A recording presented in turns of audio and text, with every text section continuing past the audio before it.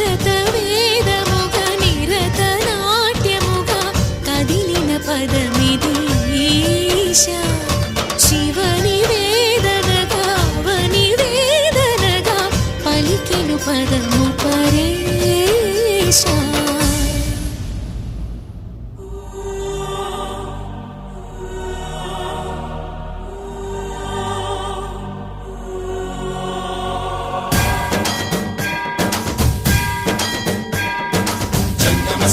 గంగాచిత శిరముగ మండిత కర పురహర శుభంకర భవన శంకర స్వరహర దక్షాధ్వరహర కాల విలోచన పాలిత జనగణ కాల కాల విశ్వేశ్వర ఆశుతోష అజనాస విశాసన జయ గిరీశ బృహదీశ్వర.